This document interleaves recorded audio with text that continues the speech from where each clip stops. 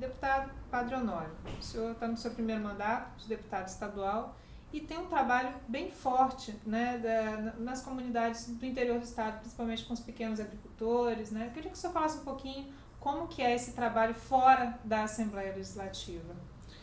Olha, nós na realidade fizemos, como direção do nosso mandato, a escuta principalmente dos movimentos sociais, das associações, das comunidades, daquilo que elas realmente têm como prioridade de vida.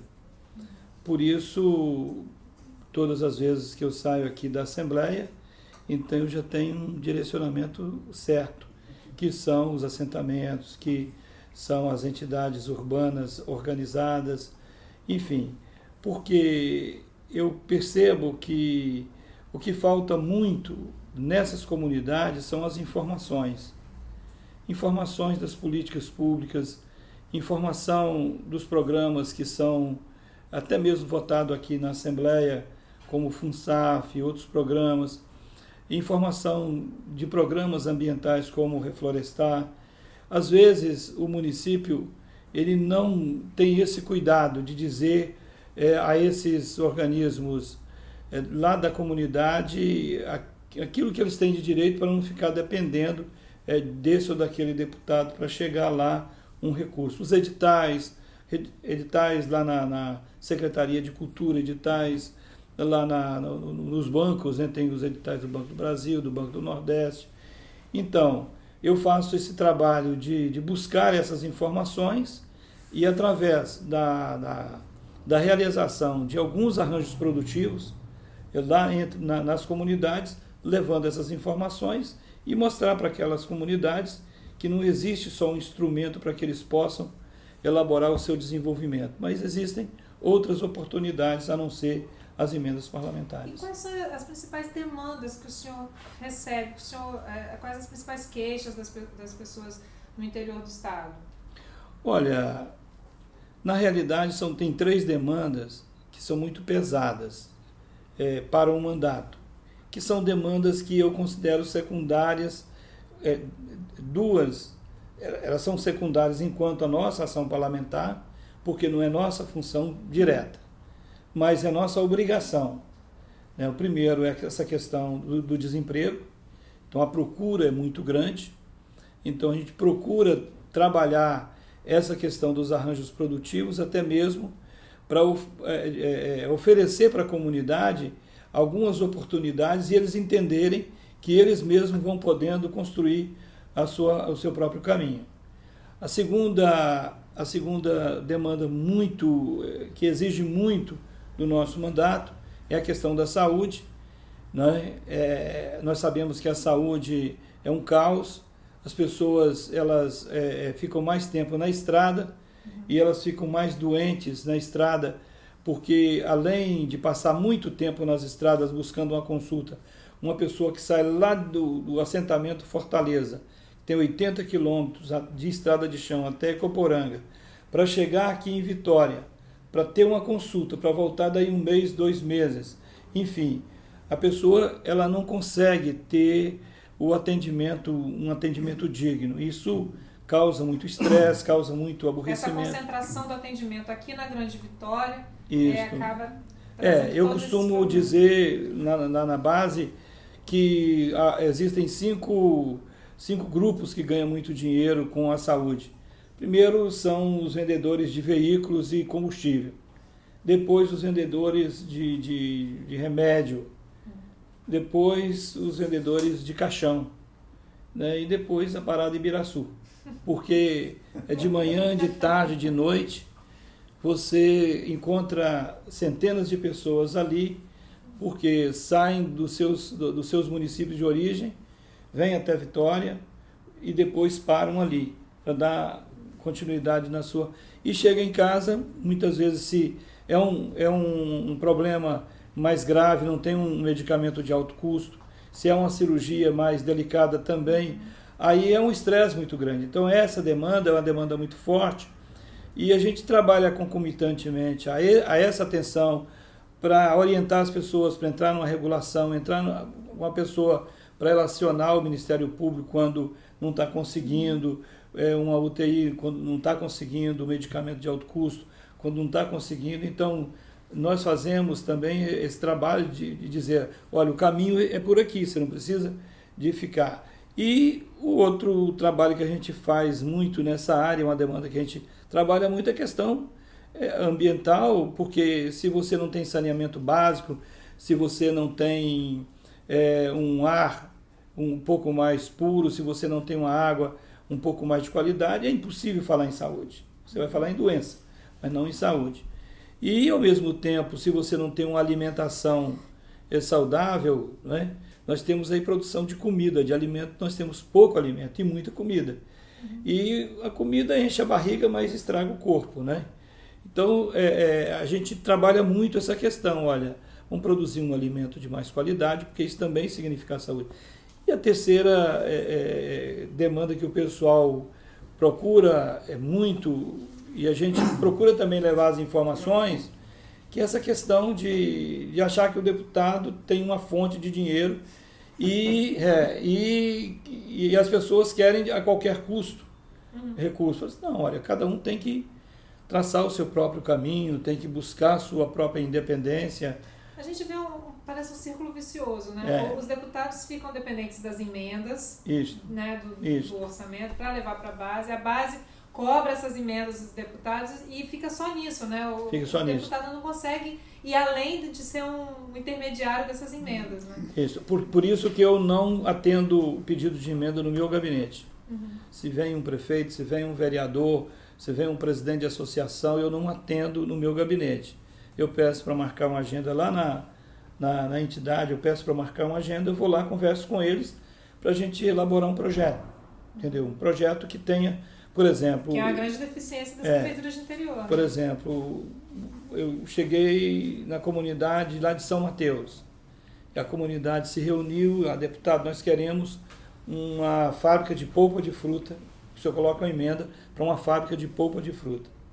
Aí então a gente entra num diálogo com aquela comunidade. Quem é que planta fruta? Quais os sabores que vocês desejam produzir aqui?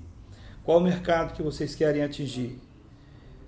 E a gente chega à conclusão que ali não existe nem gente que está plantando fruta e não sabe distinguir quais são as variedades e nem qual o tipo de comércio que quer atingir, se é a fruta in natura, se é de polpa, se é de vinho, se é de suco, o que eles querem. Então, a gente aí começa a construir um projeto.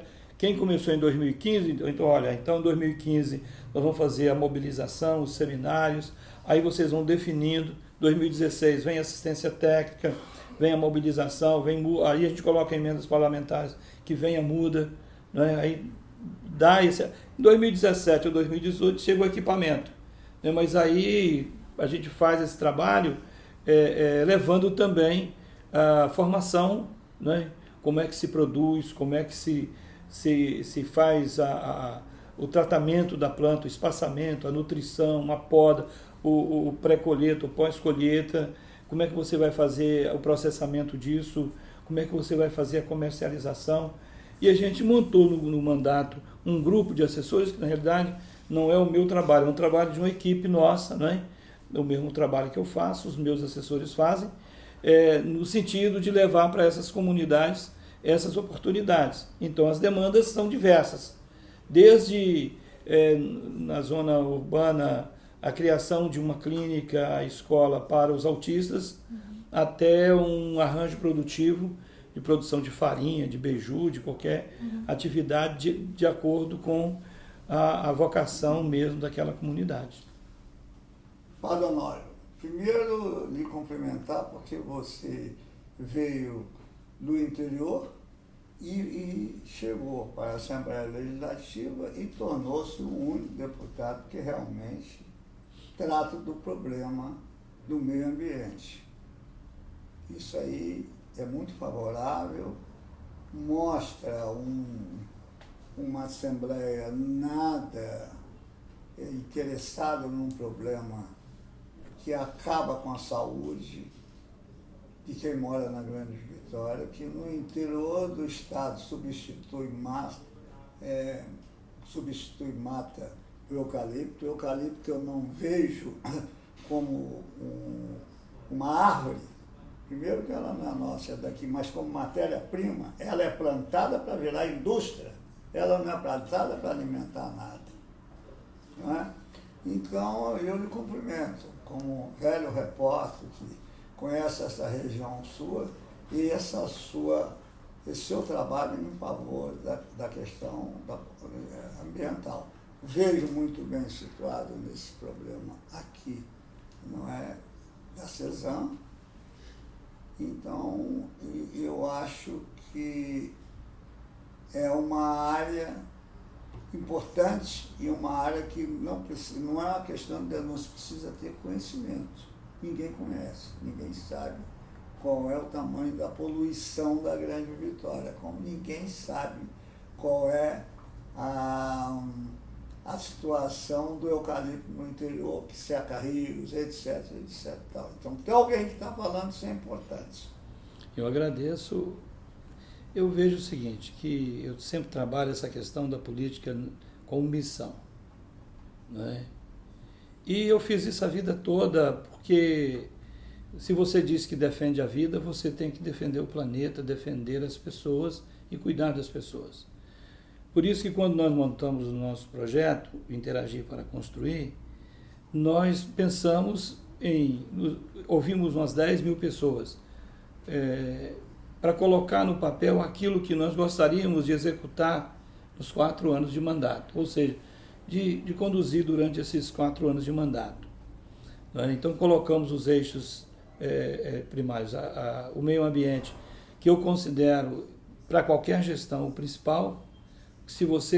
E infelizmente os municípios tratam o meio ambiente como um penduricalho para atender um compromisso político de mandato, que algum acordo político, então vou colocar você no meio ambiente, mas não coloca mais nada e não tem nada de uma política definida ali. Então nós colocamos o meio ambiente, depois a agricultura, sustentabilidade e infraestrutura, depois mais 4 eixos, que é segurança pública, esporte, cultura, lazer, saúde e educação, um eixo norteador, que é o associativismo, com o iluminador, que é a formação política. Se a gente não trabalhar a formação política para que os novos gestores tenham como visão o cuidado com o planeta e o cuidado com as pessoas, a gente vai ficar quebrando, batendo a cara contra a parede. Então, essa questão ambiental é uma questão que as pessoas que exercem mandato deveriam trabalhar isso com muita responsabilidade. As igrejas deveriam trabalhar isso com muita responsabilidade. Eu tenho questionado, por exemplo, no ano passado nós tivemos a campanha da fraternidade, que falava sobre a casa comum. Esse ano falou-se muito sobre essa questão do saneamento, o ano passado também falou essa questão do saneamento. Mas eu pergunto nas comunidades, qual a comunidade que pelo menos fez uma fossa séptica ali no templo? Ora, se eu não faço na minha casa, eu tenho dificuldade para convencer os outros a fazerem aquilo que eu estou dizendo para fazer. Então, ou nós fazemos essa questão, ou nós trabalhamos essa questão ambiental com muita responsabilidade e vocação, ou então as gerações futuras, aliás, não são as gerações futuras. Hoje, o preço que nós pagamos é altíssimo. Não sei se vocês viram aquela reportagem de ontem, quando está sendo fabricado agora um antibiótico 1000 vezes mais poderoso.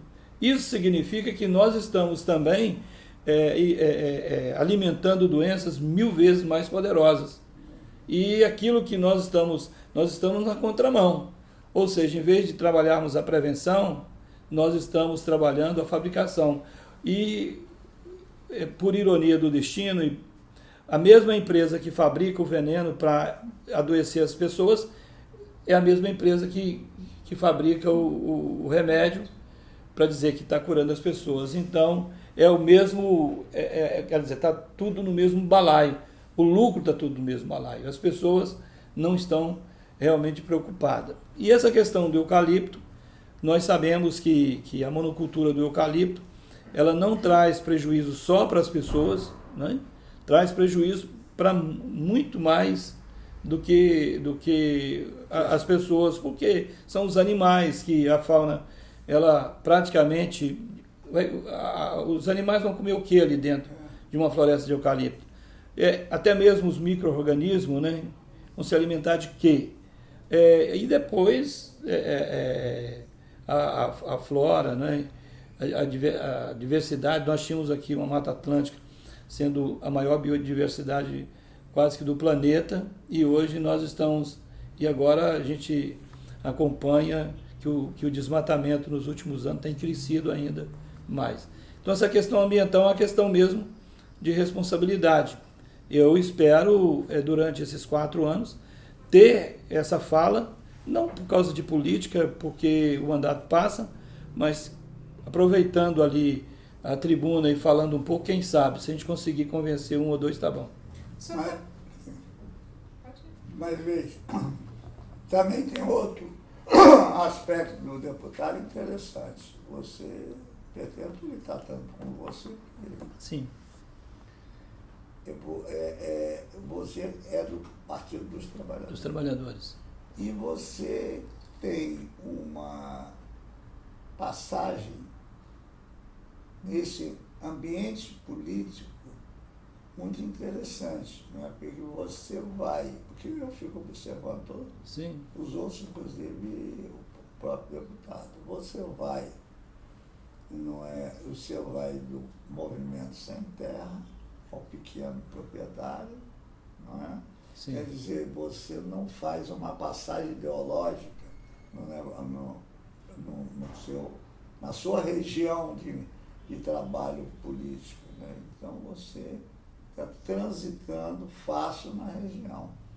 O que me parece que lhe dá, pelo menos, na minha impressão, condição de repetir o mandato até tentar voos mais altos. Para onde você quer ir?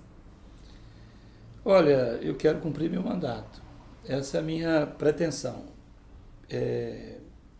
Eu vejo o seguinte, nós fizemos algumas perguntas lá na base e para chegar lá na resposta da pergunta que o senhor me fez.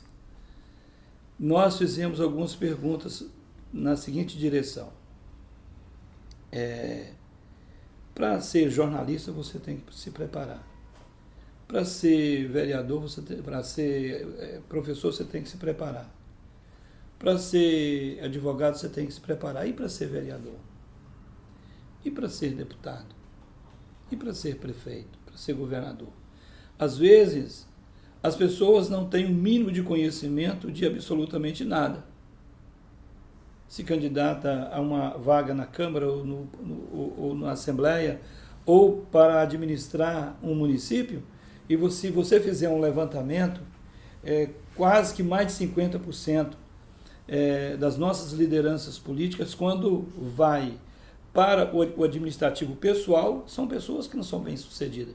Ou quando eles saem da administração, devem mais do que tem para pagar. Então, aí nós fizemos, na opinião de vocês, o que vocês entendem que deveria ter, pelo menos, o mínimo de informação? Aí nós ouvimos umas 8.000 pessoas, essas pessoas disseram políticas públicas, ética, cidadania, Constituição, enfim. E nós, então, criamos um projeto de formação e gestão política. O IFES gostou do projeto, certificou o projeto, e nós, então, fazemos um trabalho nesse projeto, abraçando a todas as pessoas, para que elas tenham esse espaço de formação, que não fosse um espaço direcionado para o partido A ou para o partido B, que fosse suprapartidário. Até um pouco, há uma crítica até aos partidos da esquerda ou à esquerda como todos, de que parou um pouco de investir nessa questão da formação política, né? É um resgate a essa lacuna, né, que fica da esquerda? Eu acredito que não só da esquerda. Eu acredito que os partidos políticos, eles não investem na formação dos seus filiados e nem nos próximos iniciantes. algumas iniciativas mais quando estão próximos das eleições. E isso é um prejuízo. Então, com isso, eu lá na Assembleia, eu convidei todos os deputados. Assim, olha, é uma oportunidade que você tem de ir lá no município, dar uma aula e dar oportunidade àquelas pessoas ali de questionar. Você vai levar uma emenda parlamentar num grupo de associação. Então vai ali quem gosta de você. Então você tem que dar oportunidade daqueles que também têm algum questionamento a respeito do seu trabalho, para que a comunidade possa ter uma clareza mais da sua personalidade, do seu conhecimento, da sua formação, enfim. Mas nós abrimos espaço para os 30 deputados, para os 10 deputados federais, para o secretário de governo, enfim, para todo mundo. Aqueles que...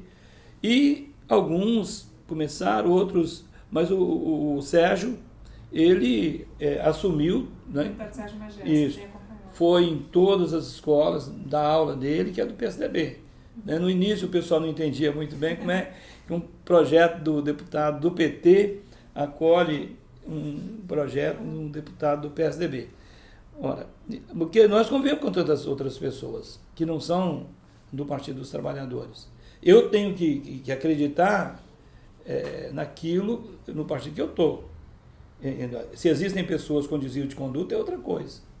Mas a orientação do partido, o dia que eu assinei um documento para ser candidato, eu assinei um documento e uma das orientações você não pode receber isso, você não pode fazer aquilo, e etc. Isso é a orientação que o partido me deu.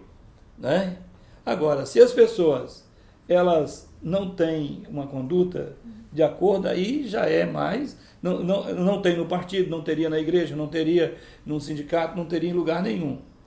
Então, nesse sentido, eu procuro conversar muito sobre a questão do partido com o pessoal, com o nosso partido lá, quando faz a reunião, e nessas reuniões eu não trato dessas questões partidárias.